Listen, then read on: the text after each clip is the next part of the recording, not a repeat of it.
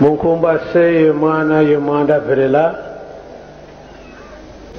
ngi watu zaisa muna konto furulukala ana vonzore vontatu volukala luyindu luyesungula mfundu takifumuka nzambi nge usinga kala vona kati wao makanda yezindinga tuna afurikiki kamuda muda nkagako muda uwa mfundu takifumuka yako bika mwanda verela nzambi katutiati saa Santo, tu zubanda problème na biso ni mizali mbesa na biso tango kei to koluka ezera mo mukuse bulimi sibana batata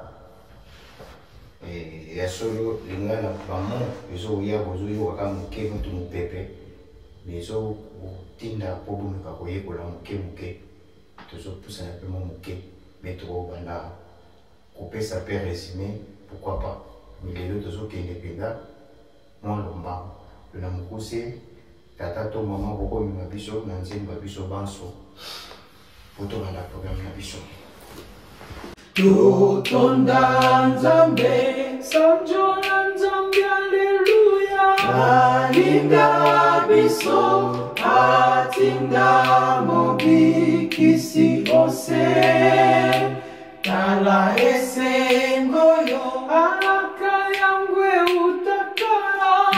abongisaka elingi komonana kala nanu bakoko na biso nani ayebaka tokokoma boye kala nanu esika touti bandini oh, batela mi beko, Alleluia. Beko, santo na kono, beko, kale sembe si ebelemi. Alleluia, Alleluia. Sanjo na kono, sanjo kale sembe si ebelemi.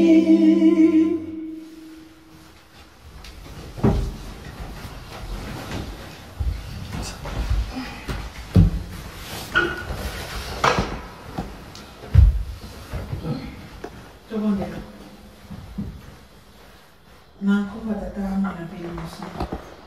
Nzambe na biso. Papa ya mtoto la komoro mo santo to sengo limbisi pamba to zalia ko kate. To sali minga mabeze ko sepeli sa nzambe na biso tike to ko limbisa biso. Papa to zali kabana. Merci nzambe na biso na souffle de vie ko biso to fote na mata lo me ya tika sima pe bo mo ko pesi biso grâce wana ko komisi biso ne le côté ke to ko misam. Papa le to ko namukona lero mukolo ainga oyo lobaki kotika mameso tozena ngoto madala ngoma na kona kokumisa komona yo papa biso toye boso na yo papa toye kona kokumisa pe koneto la kombo na yo papa tozali kaka bana kotika biso te to bimasani ya pamba papa tike to ko kopesa biso milei na yo ya molimo kotambusa biso to tondo ya bombo ina biso papa tokocha na basani ya pamba tike te to bimate na basani ya pamba obimisa biso na quelque chose ko contribuer na ba santé na biso pe na ba vie na biso. Papa mote ya telemi liboso papa ya zali kaka moto tike to ko kolata yi zambo ya zali ko kote zali monene tike to ko orienter nyonso ko bimana munoko na yo te pana ete kasi uta na pana bino basato abuli papa bozana biso bandela programme kino suka to mutiki na maboko na bino ikuki neso funga mpona obela kombo na bino to semi présence na bino ko accompagner bango bozana biso le bandelo ya programme na biso to ne le ko kinezangi suka na komba tata mana pe mo santo amen. Amen.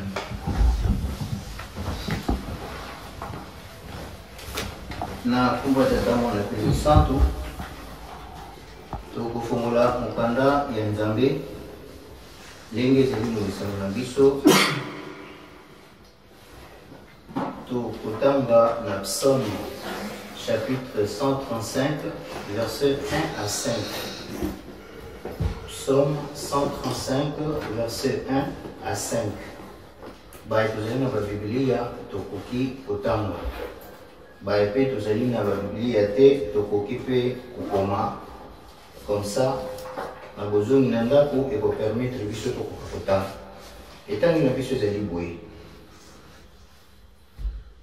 Louez le nom de l'Éternel, louez les serviteurs de l'Éternel, qui vous tenez dans la maison de l'Éternel, dans le parvis de la maison de notre Dieu.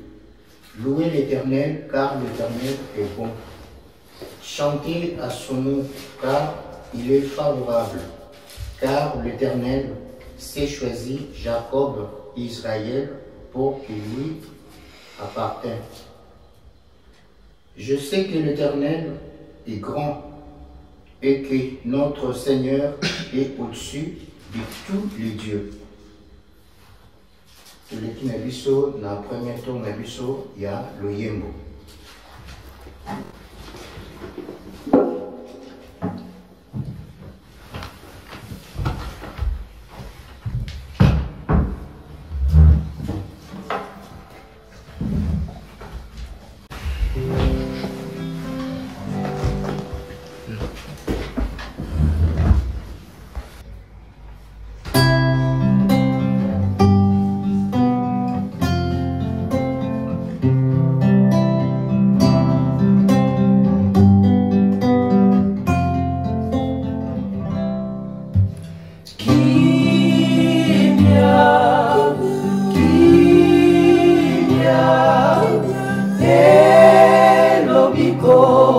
Tosengi na yo tata mokonzi ya bule kimia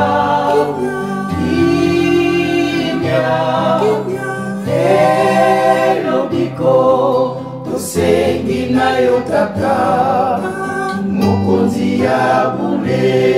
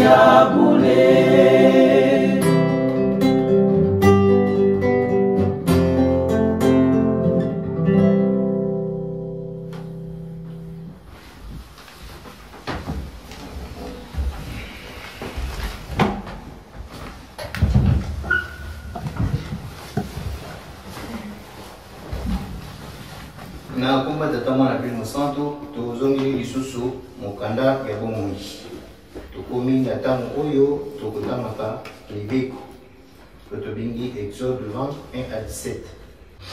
Étant que les élèves, alors Dieu prononça toutes ces paroles en disant, je suis l'Éternel, ton Dieu, qui t'ai fait sortir du pays de l'Égypte, de la maison de servitude. Tu n'auras point d'autre Dieu devant ma face. Tu ne feras point d'image taillée, ni représentation quelconque des choses qui sont en haut dans le ciel, qui sont en bas sur la terre et qui sont dans les eaux plus bas que la terre. Tu ne te prosterneras point devant elles, et tu ne serviras point, car moi l'Éternel, ton Dieu, je suis un Dieu jaloux, qui punit l'iniquité de père sur les enfants jusqu'à la 3e et la 4e génération de ceux qui me haïssent, et qui fait miséricorde jusqu'à la 1000e génération à ceux qui m'aiment et qui gardent mes commandements. Tu ne prendras point le nom de l'Éternel, ton Dieu, en vain, car l'Éternel ne le sera point impuni, c'est lui qui prendra son nom en vain. Souviens-toi du jour du repos pour le sanctifier.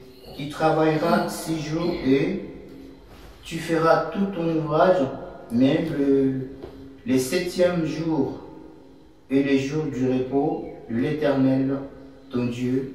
Tu feras aucun ouvrage, ni toi, ni ton fils, ni ta fille, ni ton serviteur, ni ta servante, ni ton bœuf, ni l'étranger qui est dans tes portes.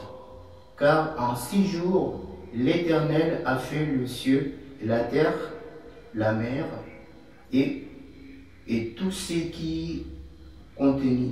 Et il s'est reposé le 7e jour. C'est pourquoi l'Éternel a béni les jours du repos, et il a sanctifié. Honore ton père et ta mère, afin que tes jours se prolongent dans le pays que l'Éternel, ton Dieu, te donne. Tu ne tueras point, tu ne commettras point d'adultère, tu ne te déroberas point. Tu ne porteras point de faux témoignages contre ton prochain. Tu ne convoiteras point la maison de ton prochain. Tu ne convoiteras point la femme de ton prochain, ni son serviteur, ni ta servante, ni son bœuf, ni ton âne, ni aucune chose qui appartienne à son prochain. Toleki na mabondeli na biso ya bato ya malade, bato misato baoyo babongami na ntina ete na bapasi na biso kati na mokili, kati na lingomba tobosana mama mwaya te ntango nyonso esengeli totiai na mabondeli bamama mimi lingomba biso moko mpe na bandako bapasi na banzoto mpe na milimo na biso na komba tata mwana mpe lino santo baoyo bazali ya kobongama misato bangi na biso na programe wana na komba tata mwana lino santo tukomi na ntango oyo koyaka bilei ya molimo tokoyoka mikanda oyo tobongisi mpona mokolo na lelo ndenge nalobaki kaka tokokenda biso mosika te ntango na biso si ekei esi epumbwi kasi tobongisi mikanda mibale mpona mokolo na lelo tozali na Ésaïe chapitre 30 versets 1 à 3. Ésaïe chapitre 30 verset 1 à 3. Nous avons juste 1. Beaucoup continuent à 2 et 3. Sima toya ko chité na Jérémie chapitre 23. Jérémie chapitre 23 verset 1 à 2. 1 à 2. Voilà. Ce qui te dit na Esaïe, tokoki kobanda kotanga. Kuna tolobi tokotanga kaka na chapitre verset moko. Na verset moko lobi na biso boye. Malheur dit l'Éternel aux enfants rebelles qui prennent des résolutions sans moi et qui font des alliances sans ma volonté pour accumuler péché sur péché. Ok, Jérémie 23, 1 à 2. Malheur aux pasteurs qui détruisent et dispersent les troupeaux de mon pâturage, dit l'Éternel. C'est pourquoi ainsi parle l'Éternel, le Dieu d'Israël, sur le pasteur qui pèse mon peuple. Vous avez dispersé mes brebis, vous les avez chassés, vous n'en avez pas pris soin. Voici, je vous châtierai à cause de la méchanceté de vos actions, dit l'Éternel. Tout le monde est là. Na kumba tata mwana kumu santo. Tata nzambe nkolo yesu papa simo kimanga. Papa moponami eyeli pa ngai mwana na yo. Na telemi liboso bato mayele. Na telemi liboso ya bato oyo basebi mozindo ya zamba oyo bayebi ndenge nini ya kokatela. Mayele na ngai ezali ya mokuse ya bomwana. Papa kotala talo ya mabunga na ngai te. Nazala liboso papa ndenge tolani na mabondeli tikete monoko ezala ya ngai kasi maloba eute pai na yo papa. Et surtout papa ebetsa motu lobako te. Toyebi na mokolo mwa lelo pamba te ezali mokolo monene pamba te tokoyaka basani vide na makambo ndenge na ndenge na banzoto na biso etali molimo na biso papa yo bongisa. Pesa biso bilei oyo ekoki tokokolia mokolo mwa lelo kasi oyo na koloba ebetsa motu lobako te. Ebandela programme tobengaki pa bino basatu bozala kati na biso mpe na suka na komba tata mwana Pilimo Santo. Amen. Na komba tata mwana Pilimo Santo tobandaki na psaume 135 1 à 5. Lelo yo ezali mokolo ya dimanche. J'espère que nous toyeli pour la ligne toyeli awa. Mokolo yo ezali ya mutuya tata nzambe mokeli ya ngai na yo. Tata nzambe mutasali biso. Apemi na mokolo mwa lelo na ntina ete mpona kolakisa yo valeur mokolo mwa lelo. Mokolo yo esengeli tokumisa nzambe. Bayaka na ndako ya nzambe na kanda te. Bayaka na ndako ya nzambe na makambo nyonso ya mabe te kasi ezali esika moko ya pito ya bule. Pamba te nzambe aliaka esengo ndenge tolandi na mokanda ya David. Ufenge esengeli tokumisa nzambe na baloyembo. Tokumisa nzambe kombo na ye ezala mosantu. Kuna toke na biso molai te pamba te banzembo bakoki kointerprete yango te mais esengeli tobeta se te pamba te kati na lingomba na biso tozali na banzembo ebele ndenge tolobaki une fois nalekaki awa papa Simon Kimbangu nzambe na biso azali riche na banzembo. Banzembo zena ba signification ebele. Banzembo ya mawa, ya esengo, ya pasi, ya bosengi ezali. C'est pourquoi ceux qui tozali koyemba toyemba kaka sengo koyemba te kasi toluka tososola ma ezali obima kati na nzembo. Mama likambo kati na psaume sengeli tokumisaka nzambe ntango nyonso et surtout le dimanche yaka na ndako na ye misengo pamba te azali bule azali likolo ya banzambe nyonso biso tolobi papa Simon Kimbangu toyebi azali nzambe molimo santo azali likolo ya nyonso azali likolo ya bato nyonso lelo awa mokili nano yebi penza te bamisusu bayebi nani papa Simon Kimbangu kasi laki motema mabe ya moto epe ya kozangi ya kolinga likambo yango bakoki kolinga yango te baloba papa Simon Kimbangu bango nyonso bana papa Simon Kimbangu aza molimo santo azali nzambe te biso toyebi papa Simon Kimbangu azali nzambe azali likolo ya nyonso esengeli tokumisaka ye kokumisa ye ezali na bandenge ebele na baloyembo pesa ye lokumu na respect ntango mpe toya ndako ya nzambe babomisaka yango tata nzambe apesi biso semaine mobimba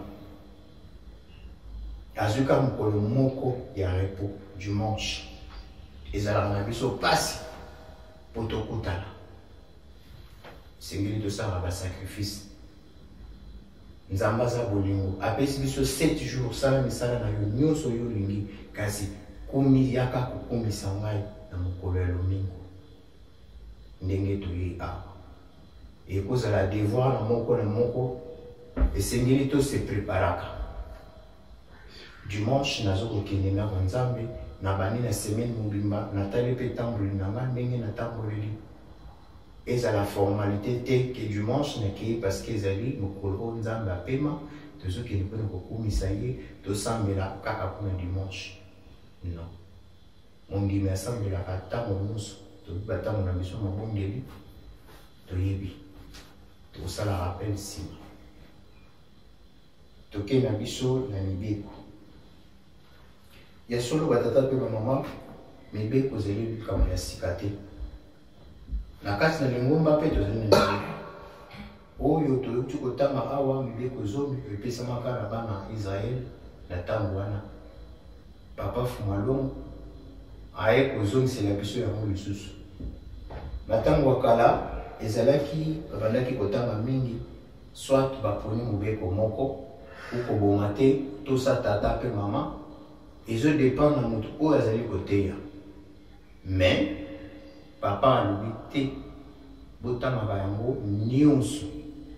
nyonso eza utile à part ça tozali mpe na 12 préceptes ya lingomba batata na biso bamama na biso bauti kokula batangelaki bango yango e biso mpe tosalaki révision esengeli totangaka yango mpe na bandako na biso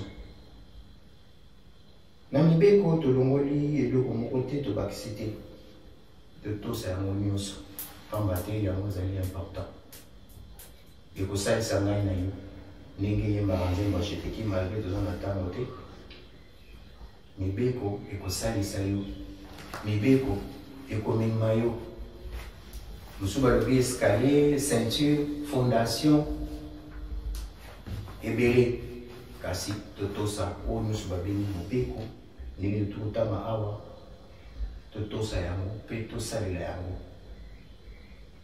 ndako nyonso ezali na mibeko nango tomoni ndenge tokoti awa porte ezali liboso epai papa na biso azali awa ezali fenêtre alors soki bamoni ke nafongoli fenêtre nazobima awa lobi non papa Tony je crois qu'il y a un problème qu'est-ce qui se passe la porte c'est là-bas donc bimela wana kote la wana ndako ezali mingi wana awa tovandi fo vanda na kiti kovanda na mabele te ezali normal ndako nyonso eza na mibeko na yango elingomba papa Simon Kimbangu mpe ezali na mibeko na yango ndenge toki koloba kaka totosa yango tosalela yango eza kokakola ata moke te nayebi papa Solo ntango azalaki na bomoi une fois ayebisaka biso na les conseils oyo bazalaka likambo moko boye tobandaki koloba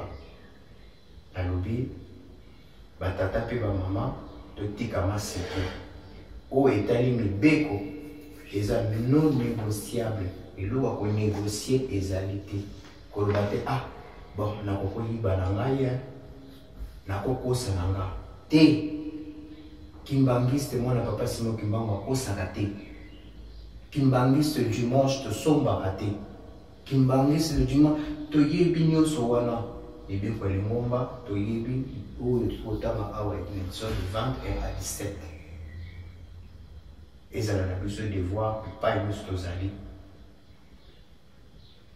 yo moko conscience na yo ezala na esika nazali mwana mobeko ntango nalamuki na ntongo nazokende kelasi nazokende mosala nazali moto ya kimia nazali moto ya mibeko esengeli natosa mibeko mpe tosa epai ozokende soki okomi esika na balobi no peno esika etambolaka boye esengeli otosa pamba tozali moto ya kimia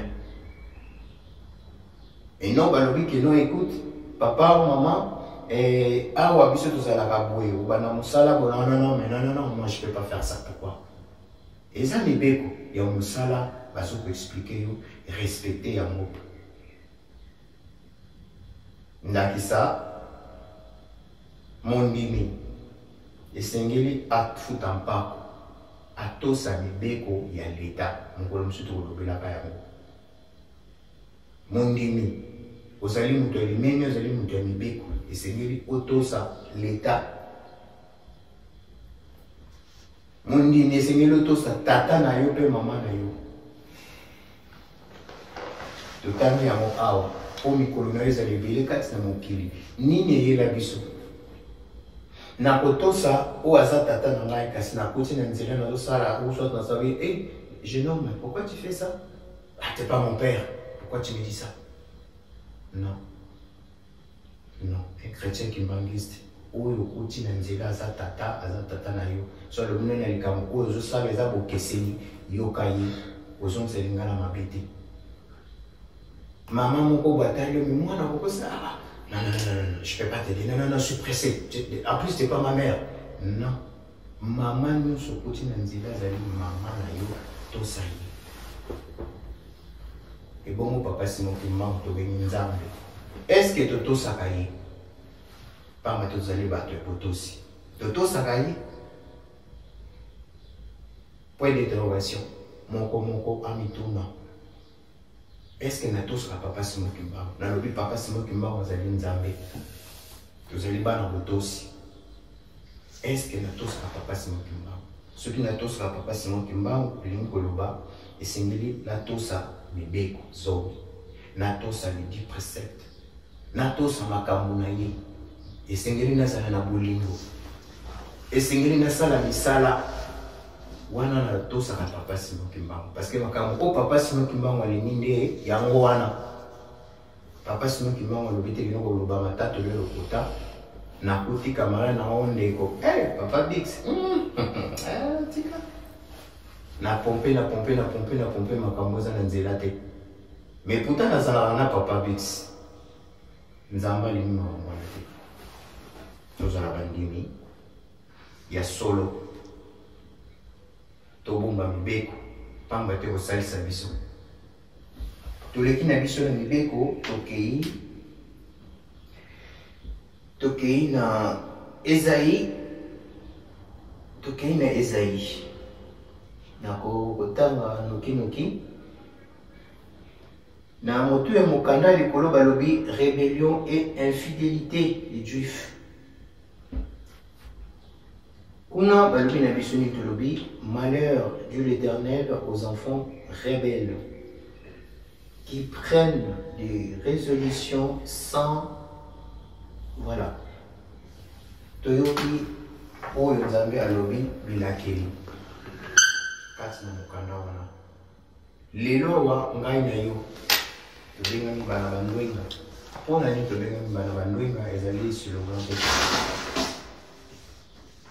tozali bana mayele oyo toyingaki kokabola papa na biso necessité pamba te toyoki bazali mutu moko tozali bana oyo toyokaka toli ya nzambe na biso oyo toyokaka mongongo ya papa Simon Kimbangu oyo tosalelaka oyo papa Simon Kimbangu alingi kasi kati na biso lelo awa makambo bele tosalaka tosengaka volonté ya nzambe te toyebi oyo abengami mondimi ya papa Simon Kimbangu dans les circonstances nyonso évoqué comme la vie na yo to yebisa na papa na wana sa lelo ko mungo boy il faut na contacter papa ezali procédure pour na ngai na yo nzambe alingaka ndenge wana mais biso tokoma kozwa ba décision na lingomba na nini tso makambo ezali koleka toyebi ndenge lingomba ekomi lelo awa bato mayele bakomi ebele baingénieur bakomi ebele badocteur bakomi ebele kasi papa Fumalongo alobaka eloko moko tukwa kitolonaka na video badocteur baza ebele basava ebele kasi tokoka kosala eloko moko te est-ce que tozopozaka question mpona nini tokoka kosala eloko te eloko moko ezali biso totika kopota na makambo ezanga ntina tomipesa na nzela ya nzambe tomipesa na nzela ya papa Simon Mbangu ezali na nzela ya solo yambo osala likambo oyo omoni ke yo te moto okozwa décision ezali nzambe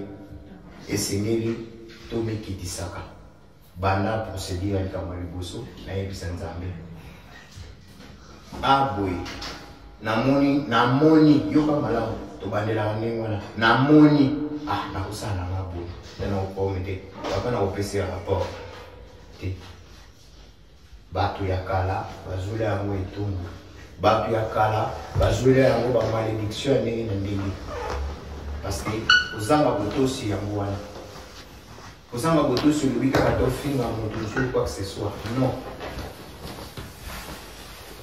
tozali ya biso nyonso tozali bandeko batata mpe bamama ntango nayebi ke awa tozali biso nyonso tozali lisanga kintwali towana mposa tosala likambo na biso ndakisa lelo toyebaki tokosangana tokoya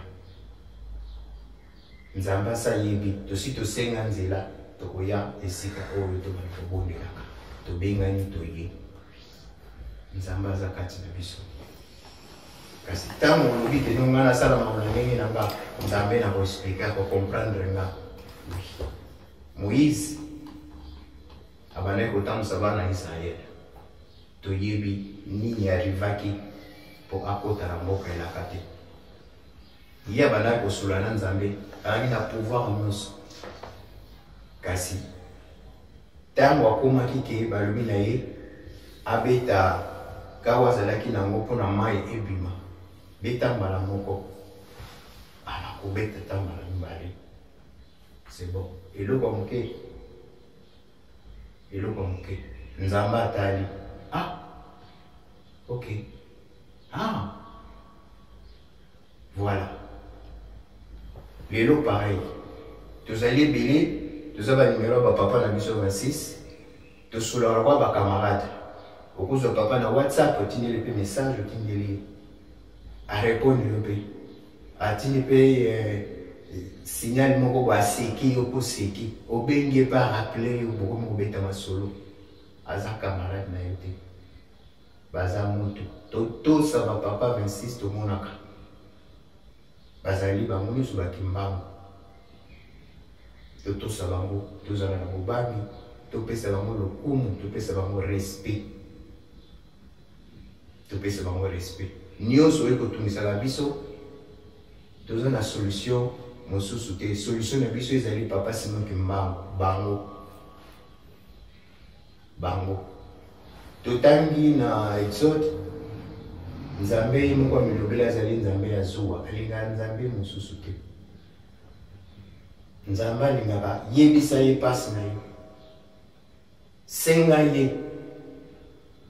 ye wana kosepela mwana na nga sengi avant kosenga sa yebaki mais faut senga sala procédure toyekola yango kozala bandimi oyo babengi mondimi ya papa Simon Mbangu bakontaka biso neti bazoba talaka ndenge bamama baleka na bauniforme tosa na babitambala baloba nini tala na bamama wana batula mabe c'est le contrôle par miso nzambe bamama na biso baza kitoko makasi molato kitoko oye na bapapa pareil Mondimi faut babenga yo zoba, mondimi faut babenga yo oza kutu na tina toza na sensité et pas nzambe nde sans ezali. Zala fier ko zala kimbangiste. Tuleki na mokanda na biso ya suka ya Jérémie.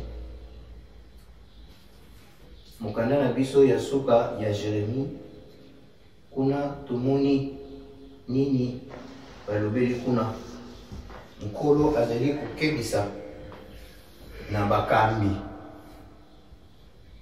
na lobi na bakambi parce que papa cause la pasteur maman cause la pasteur motambo simuso wana ezalaki na ntango wana kasi na ntango oyo tozali ngai na yo nakokendanga molai te.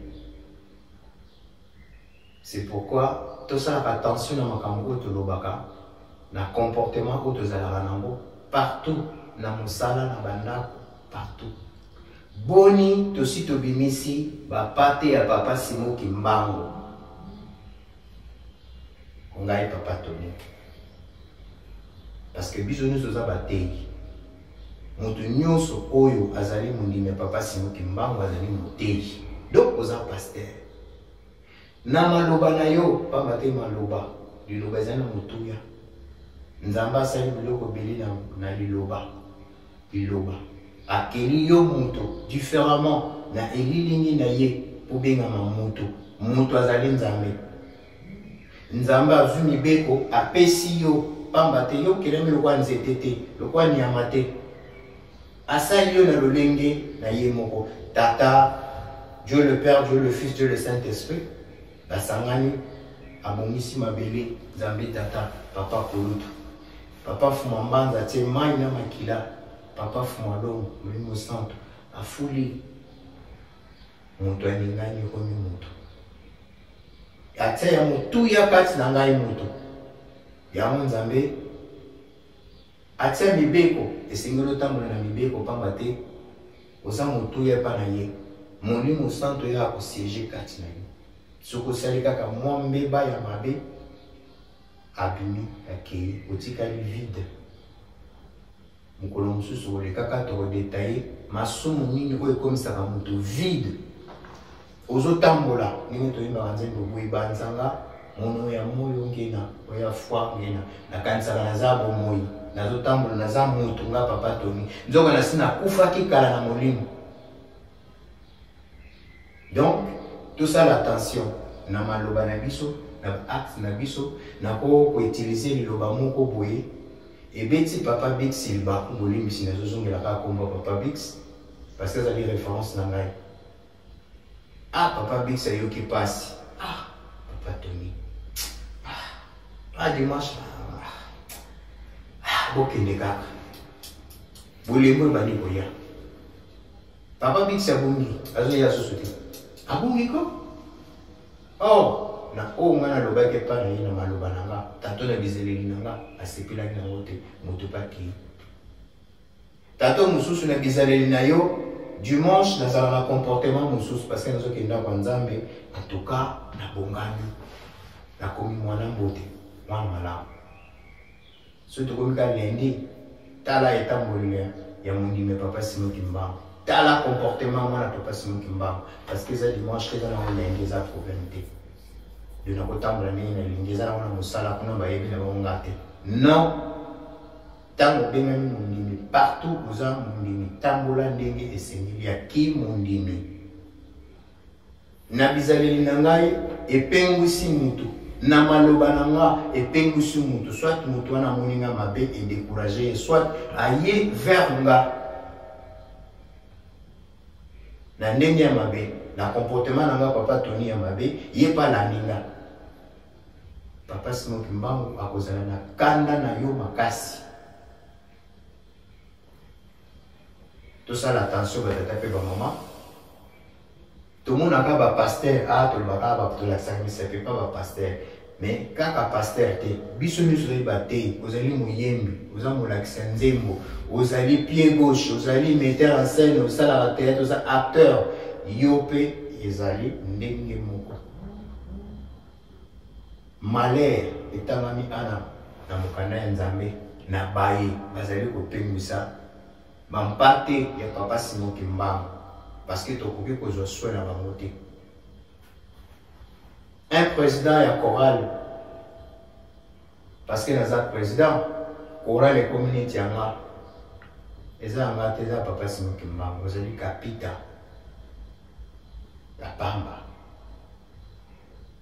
oza monini ndenge Papa Fumalongo balobaka titre leki motuya ya kimondini mosusu ezali te. Ana comme naza président comme nga nazali vice président comme nga naza en tout cas na yali toyebi tozalaki combien awa moke bandeko bazoya mama na biso yeyo batata na biso bamama na biso mpe bana bango oyo Nzambe ayebi ndenge asala makambo na ye tozali kokende be kokende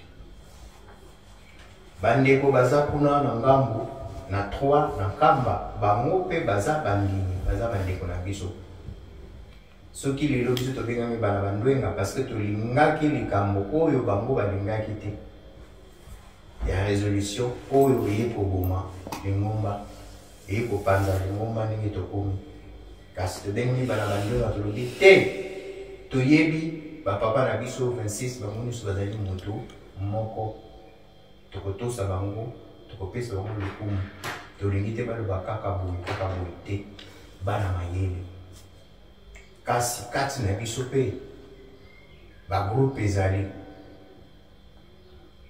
ezali totika bagroupe wana tozala bana ya Papa Simon Kimbangu kati na mitema tozala bana bolingo mibeko misala tokeba na maloba na biso tokeba na bakomportement na biso kati na bandako na biso na misala partout mondini balata yango lokola ekote to elamba te nalata yango mpona dimanche non ntango obengami mondini ya libela kino voyage na kati na mokili ekosila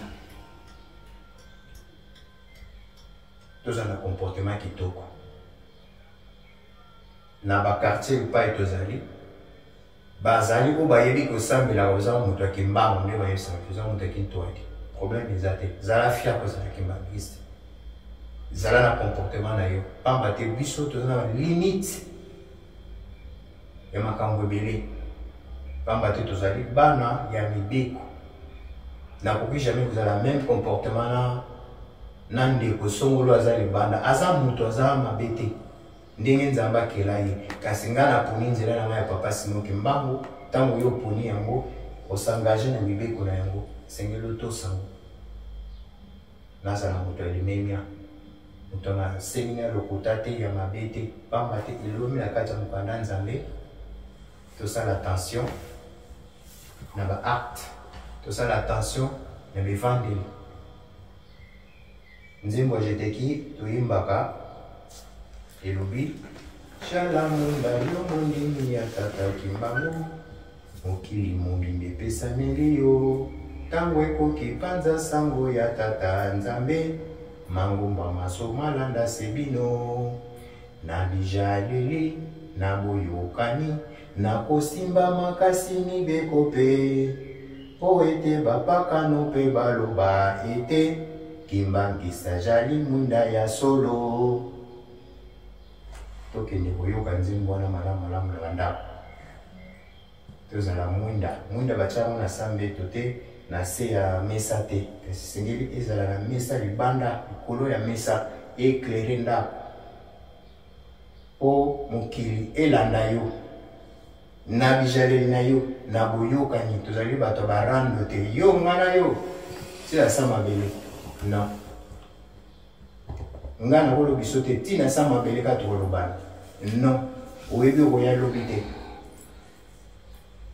tosuki boye na komba tata mwana apeli mosantu totemba tobondela. Notre Père qui es aux cieux, que ton nom soit sanctifié, que ton règne vienne, que ta volonté soit faite sur la terre comme au ciel. Aujourd'hui notre Père du Seigneur, pardonne-nous nos offenses comme nous aussi nous pardonnons à ceux qui nous offensent. Ne nous induis pas à la tentation, mais délivre-nous du mal, car c'est à toi qu'appartiennent dans tous les siècles le règne, la puissance et la gloire au nom du Père, du Fils et du Saint-Esprit. Amen. Amen. Jana minda yomondimi yatata kimbanguja. 1, 2, 3. Jana minda yomondimi yatata kimbangu. Mokili mobimbe pesa melio. Kangweko kipanza sango yatata nzambe. Mangomba masoma landa sebino. Shala mwinda yongo ndimi ya tata kimbangu. Mokili mobimbe pesa melio. Kangweko kikwanza sango ya tata nzambe. Mangomba masoma landa sebino. Nabijaleli naboyokani. Nakosimba makasi mibekope. Poete bapaka nope baloba ete. Kimbangista jali mwinda ya solo. Poete bapaka nope baloba ete. Kimbangista jali mwinda ya solo.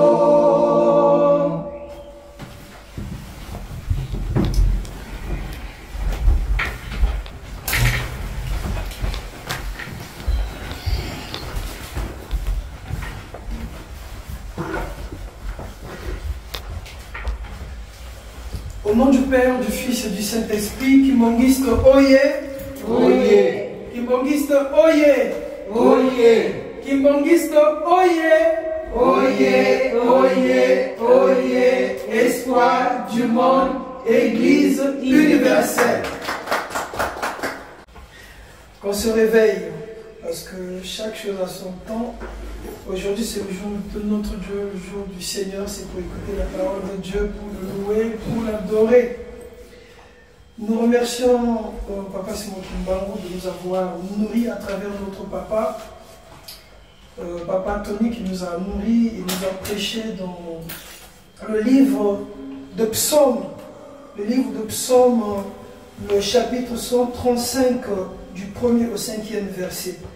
Le contenu nous parle de la louange de l'Éternel. Il faut louer Dieu, louer le serviteur de Dieu. Serviteur de Dieu, c'est toi et moi qui sommes ici.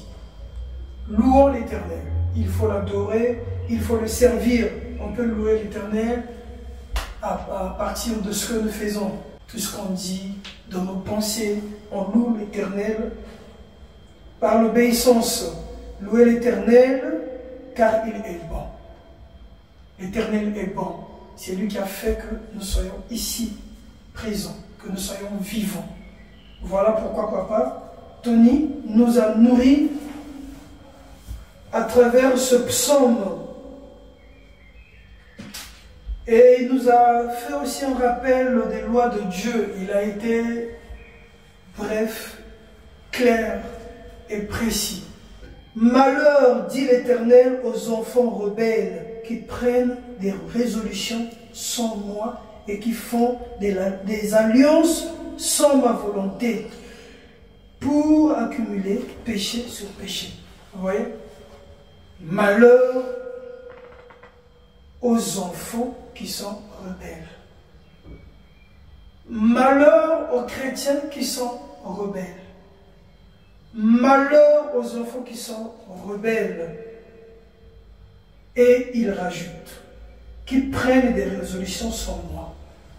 Donc, on ne peut pas prendre des résolutions, des décisions, sans pourtant associer Dieu dans nos vies. Si on prend les décisions et des résolutions sans associer Dieu dans tout ce qu'on fait, on est perdu. On est totalement perdu. Voilà pourquoi Papa Tony nous a lu dans ce livre de Ésaïe, chapitre 30, le premier verset, pour nous rappeler que c'est important d'associer Dieu dans nos décisions. Dans tout ce que nous faisons dans la vie, il faut que Dieu soit associé, qu'il soit le centre de tout, pour que nous cheminons dans la réussite, la victoire, en tout ce que nous faisons dans la vie, tout ce que nous entreprenons. Donc il faut toujours mettre Dieu devant. associer Dieu dans nos vies. Et n'ayons pas honte d'être kimbongistes. Soyons lumière, n'ayons pas honte d'être kimbongistes. Soyons fiers de l'être. Comme les autres aussi sont fiers d'être catholiques, d'être fiers, d'être protestants, fiers d'être musulmans, bouddhistes, ainsi de suite. Soyons fiers d'être kimbongistes parce que c'est le chemin de la vie éternelle.